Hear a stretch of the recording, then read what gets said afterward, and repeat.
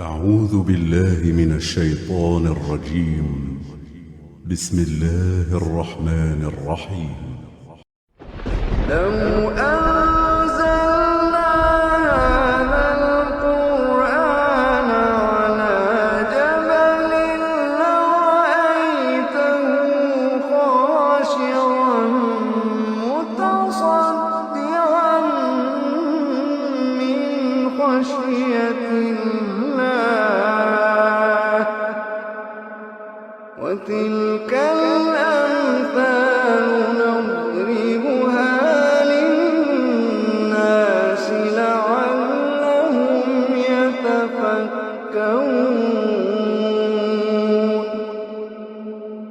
هو الله الذي لا إله إلا هو عالم الغيب والشهادة هو الرحمن الرحيم.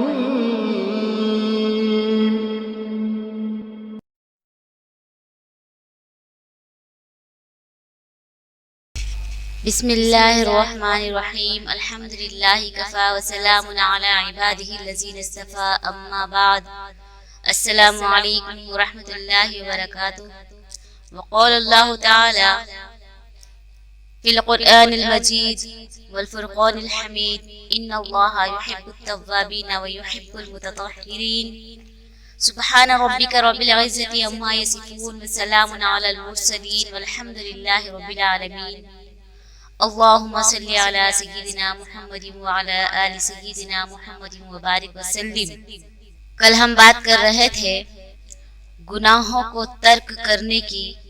اللہ تبارک و تعالی نے کلام پاک میں ارشاد فرمایا کہ تم گناہوں کو چھوڑ دو، خواہ تم وہ گناہ ظاہر میں کرتے ہو یا پھر چھپ کر کرتے ہو.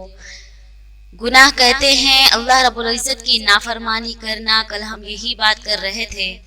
گناہ کہتے ہیں اللہ تبارک و تعالیٰ کے حکم کی نافرمانی کرنا، پیارے نبی صلی اللہ علیہ وسلم کی طریقہ سنت کو چھوڑ کر اپنے نفس کی کرنا، یہ گناہ کہلاتا ہے. کل ہم اسی بات پر چرچا کر رہے تھے.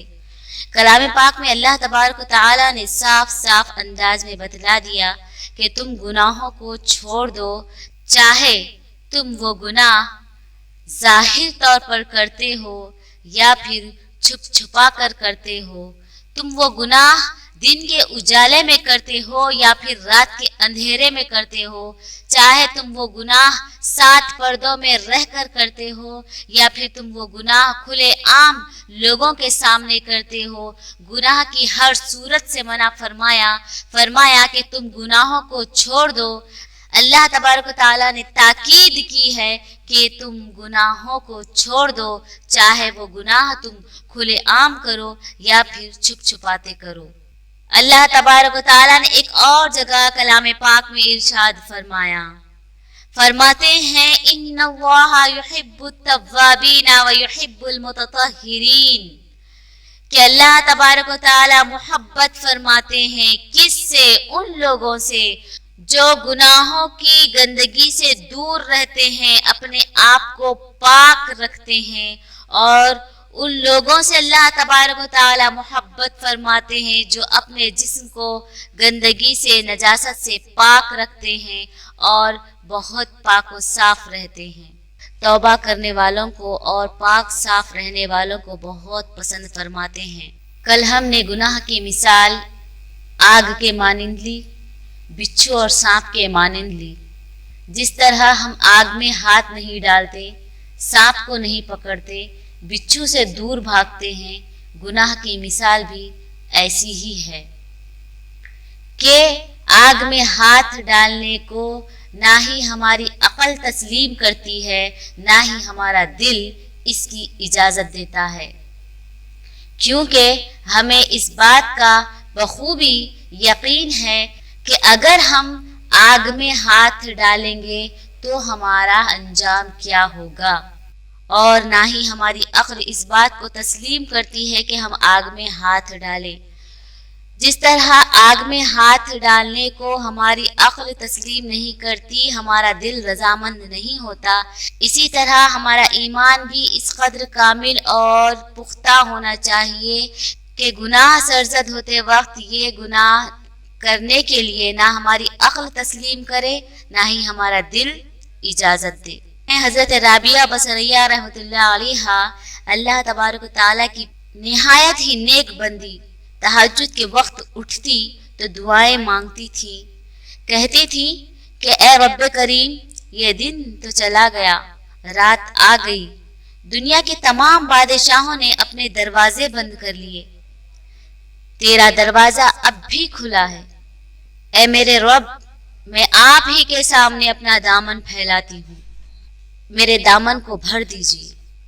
اللہ تبارک و تعالیٰ کی عظمت کس پیارے انداز میں بیان کرتے ہوئے حضرت رابعہ بصریہ رحمۃ اللہ علیہا دعا مانگا کرتی تھی، اور ایک دعا یہ کیا کرتی تھی کہ اے اللہ، جس طرح آپ نے آسمان کو زمین پر گرنے سے روک دیا، شیطان کو مجھ پر مسلط ہونے سے روک دیجیے۔ اگر ہم اللہ سے ایسی دعائیں مانگیں گے تو اللہ تبارک و تعالی ہمارے لیے آسان فرما دیں گے کہ اے اللہ، ہمارے لیے گناہوں سے بچنا بہت مشکل ہو چکا ہے، لیکن آپ کے لیے بچا دینا بہت آسان ہے۔ اے میرے اللہ، ہمیں گناہوں کو کرنے سے روک دیجیے، اے اللہ ہم کو گناہ کرنے سے بچا لیجیے، اے اللہ ہم اپنے آپ کو آپ کے حوالے کرتے ہیں، لہٰذا اے میرے پیارے پروردگار، معصیت کی، گناہوں کی ذلت سے ہماری حفاظت فرما، ہمیں اطاعت کی عزت نصیب فرما۔ ہم ہر دن یہ دعا مانگا کریں۔ حضرت عطا رحمۃ اللہ علیہ فرماتے ہیں کہ اللہ تبارک و تعالیٰ نے میرے دل میں یہ بات الہام فرمائی کہ عطا، میرے بندوں سے کہہ دو کہ تمہیں جب بھی رزق میں تھوڑی سی بھی کمی ہوتی ہے، فوراً اپنے دوستوں کی محفل میں بیٹھ کر میرے شکوے شروع کر دیتے ہو، جبکہ تمہارا نام اعمال گناہوں سے بھرا ہوا میرے پاس آتا ہے تو میں فرشتوں کی محفل میں تمہاری شکایتیں، تمہارے گلے شکوے نہیں کرتا۔ کتنا عظیم اور کریم اور کتنے مہربان ہے اللہ تبارک و تعالی۔ جب بندہ گناہ کو چھوٹا سمجھتا ہے تو وہ گناہ پھر چھوٹا نہیں رہتا۔ حضرت علامہ ابن قیم رحمۃ اللہ علیہ نے ایک عجیب بات لکھی، فرماتے ہیں اے دوست، یہ مت دیکھنا کہ گناہ چھوٹا ہے یا بڑا، بلکہ اللہ رب العزت کی عظمت دیکھنا جس کے حکم کی آپ نافرمانی کر رہے ہیں۔ حضرت سید سلیمان ندوی رحمۃ اللہ علیہ نے حضرت مولانا اشرف علی تھانوی سے پوچھا کہ حضرت تصوف کا مقصود کیا ہے؟ حضرت نے جواب میں فرمایا، بہت پیارا جواب دیا، فرمایا تصوف کا مقصد یہ ہے کہ انسان کے رگ رگ اور ریشے ریشے سے گناہوں کا کھوٹ نکل جائے، اور ذکر بھی اتنا کرے رگ رگ اور ریشے ریشے سے گناہوں کا کھوٹ نکل جائے۔ شریعت میں نجاست دو طرح کی ہوتی ہے، ایک ہوتی ہے نجاست حقیقی، یعنی کہ پیشاب وغیرہ، یہ نجاست کہلاتی ہے، اور ہم کو بھی محسوس ہوتا ہے کہ یہ نہایت ہی نجس چیز ہے۔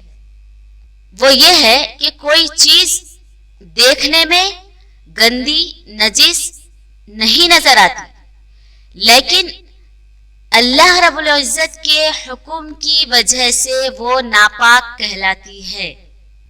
جیسے ایک آدمی مشرک ہے اور وہ 70 مرتبہ بھی دریا میں غسل کر لے پھر بھی نجس ہی رہے گا، ناپاک ہی رہے گا، کیونکہ اللہ تبارک و تعالیٰ نے فرمایا انما المشرکون نجس، کہ مشرک نجس ہے، ناپاک ہے، تو یہ ہو گیا نجاست حکمی۔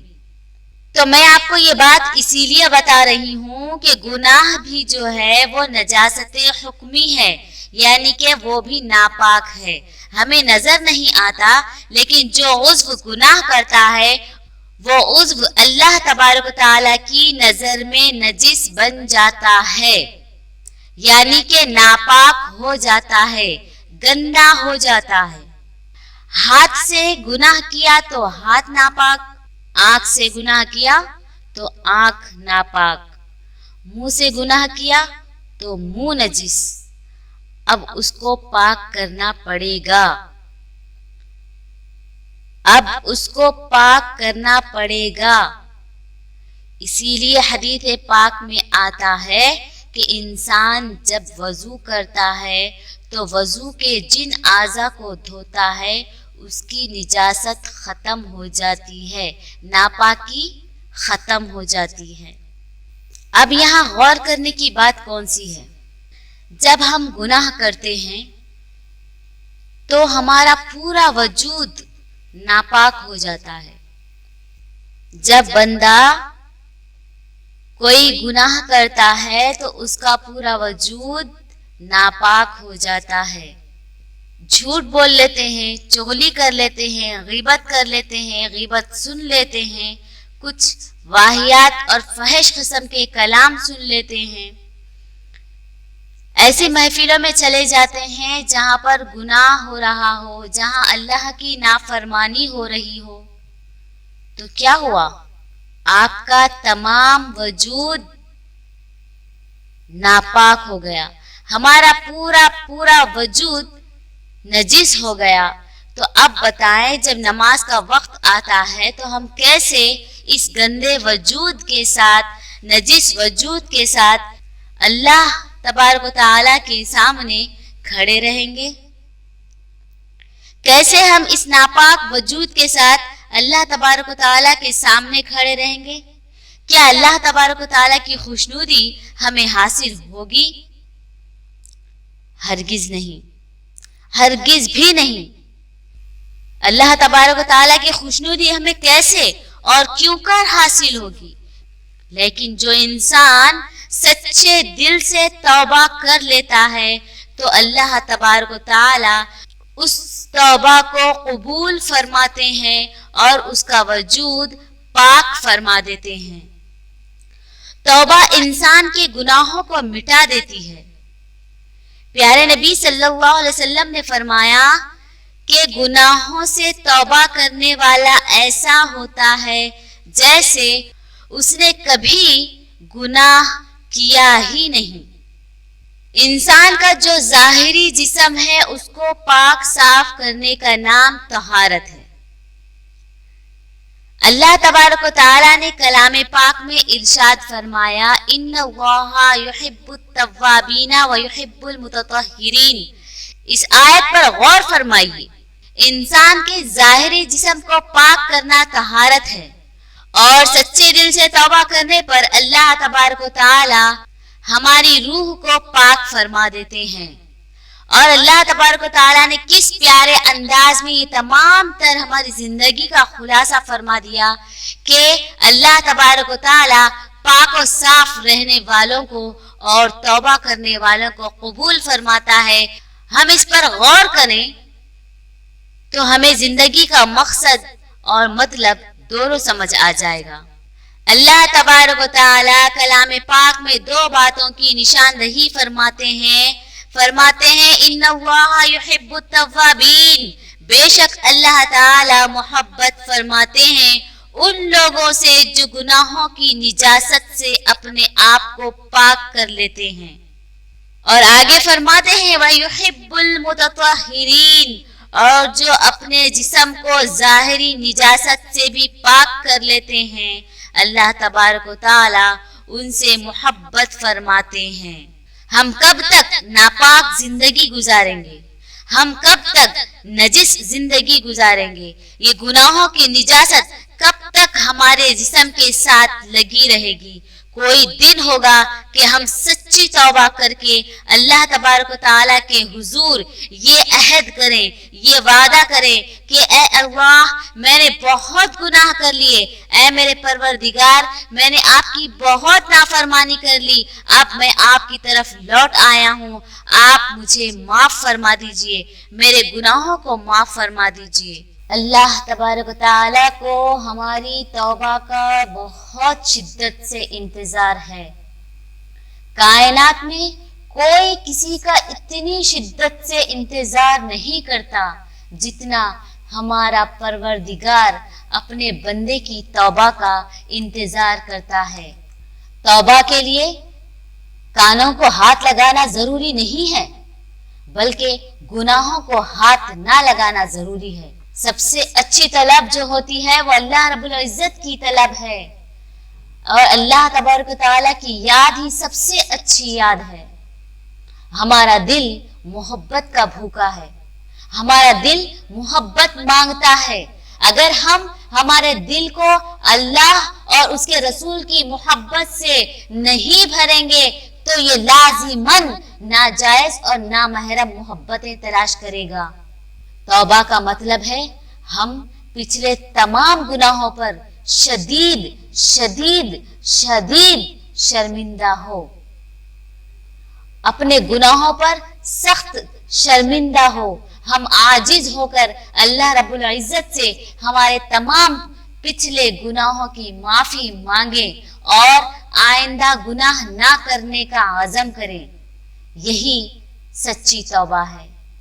اجتماعی توبہ کے بغیر اجتماعی مصیبتیں ختم نہیں ہوں گی، لہٰذا ہم سب مل کر توبہ کریں، استغفار کریں۔